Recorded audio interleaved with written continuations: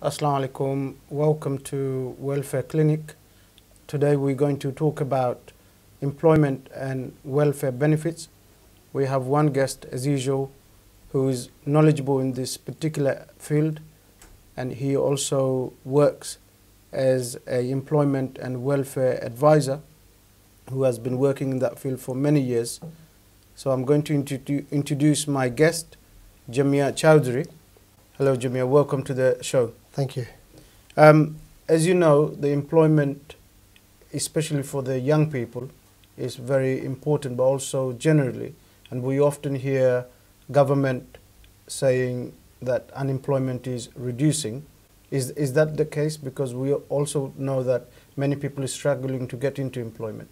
See, you see that if you go by the records, that is the case, because according to government ONS statistics, the record number of people in as many as 30 to 40 years have been in employment, and every month employment figures are going down. But then again, if you look on the other side, it's so some of those contracts, some of the people that are actually going into work is on 0-hour contracts. So what I'm sure you know what 0-hour contracts mean is there is no guaranteed. People cannot plan or people cannot budget. For example, if you was to want to buy a house or anything like that, you cannot actually justify or prove source of income. Yeah, source of income, yeah. But also we have lots of graduates that coming out of universities with first-class degrees, and they also struggling to get into employment. So obviously there's nothing being done to cater for the graduates. So what I forgot to say earlier, there was a lot of vacancies, a lot of people going into employment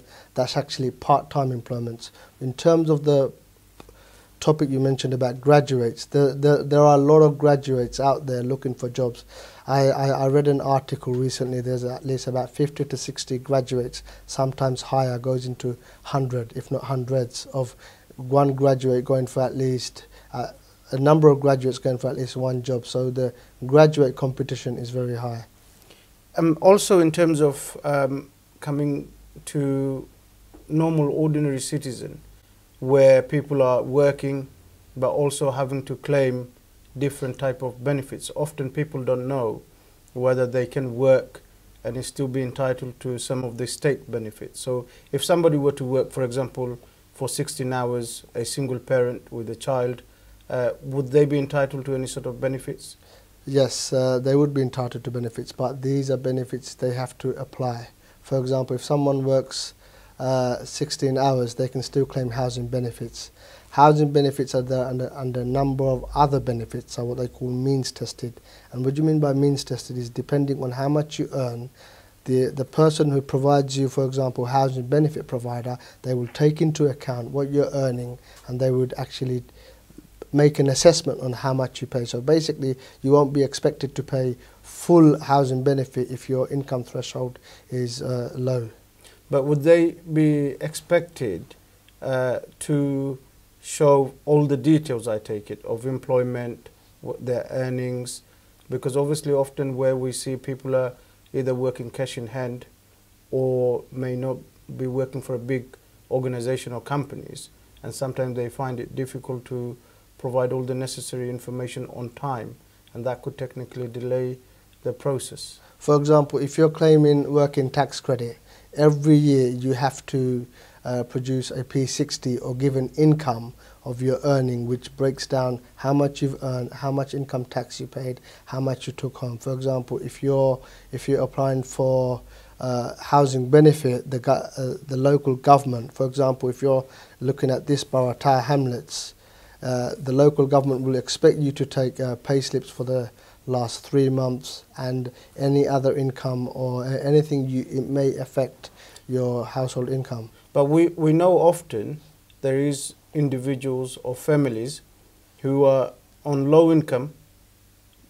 but is still not entitled to any sort of benefits because they don't meet their threshold of benefit cap.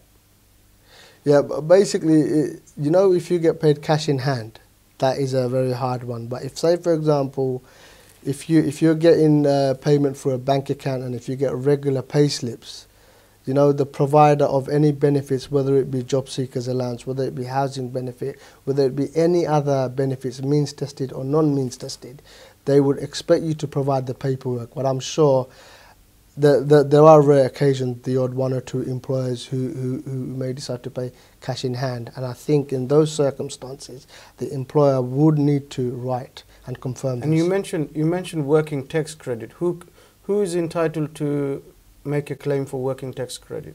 Anyone who works over 24 hours is entitled to make a claim. And for is that the working same tax for credit. single parents? Single parents as well? Okay, so they have to work minimum of 24 hours to make the claim for working tax credit. But you know, there are other benefits people can work. For example, someone who's on job seekers allowance can work up to 16 hours, less than 16 hours, 15 hours, 59 minutes, and still claim for, you know, job seekers allowance, still claim for housing benefit. But what will happen is, say for example, if you did say 10 hours and you got paid £80 and your household benefit entitlement is say £160, they will disregard, I think, £80 of the first £5 they allow, or they will disregard a certain amount and then pay you the remainder. So they would deduct what you, based on your earning, what you're earning, so they would deduct that and then pay the rest. Yes.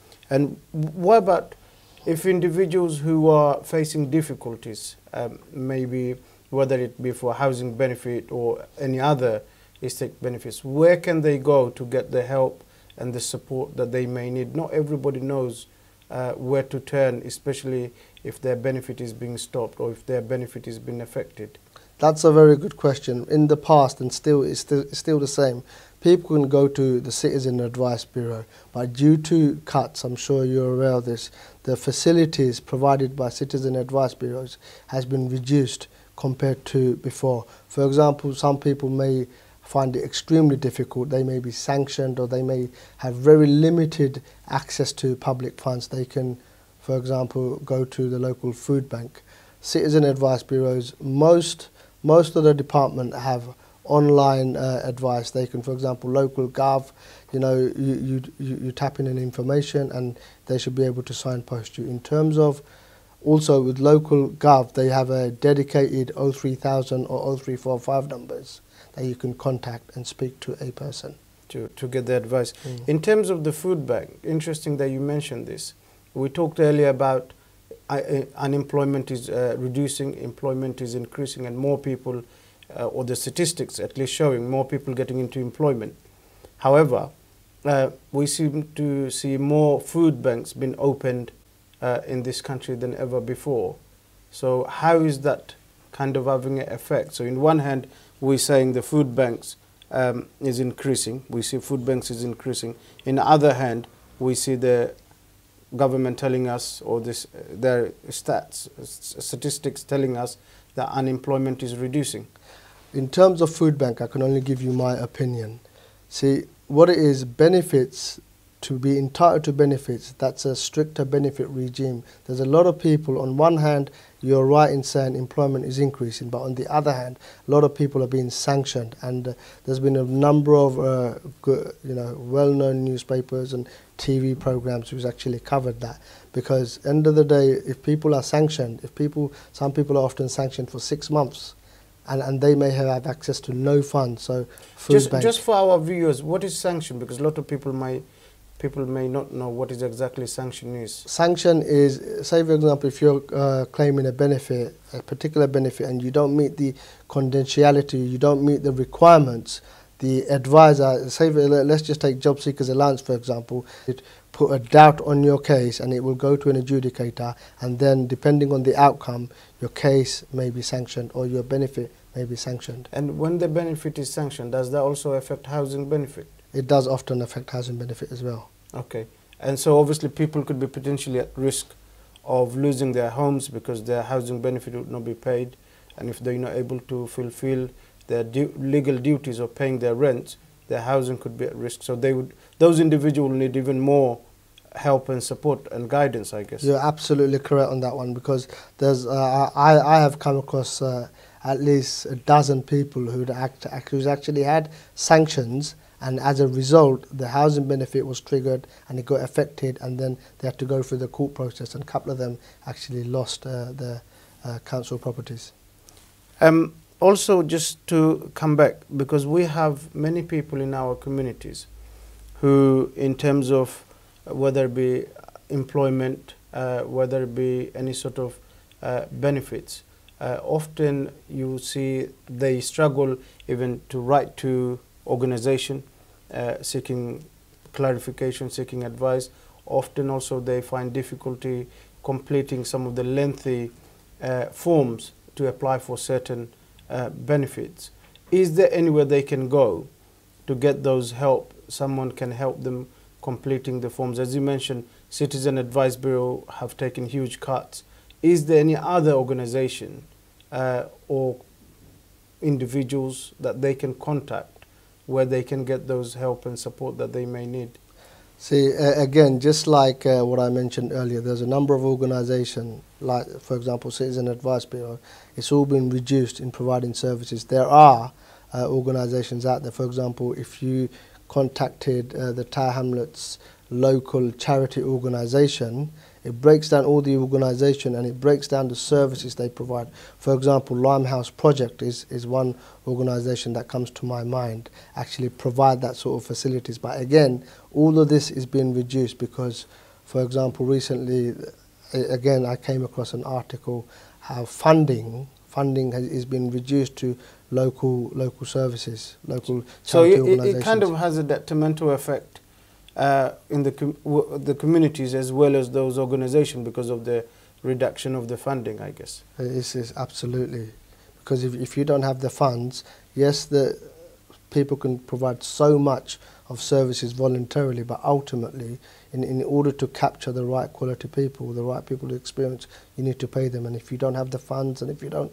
have the financial, clout to do that, then it will affect services. Thank you, Jamir. I think your contribution has been very useful, and I'm sure our viewers will benefit significantly from some of the answers that you have provided, because welfare is a huge issue at the moment nationally, and it's affecting many working class peoples, individuals, as well as families, especially people with children. It's because of the benefit caps and other legislation the government bringing in. So thank you very much for coming in and sharing your knowledge today with our viewers. Thank you very much. Dear viewers, I hope that you found the show useful from our guest today. The information he has provided, I hope it will come to use for you and your families and for your communities. Until next time, thank you very much for watching the show, and Assalamu alaikum.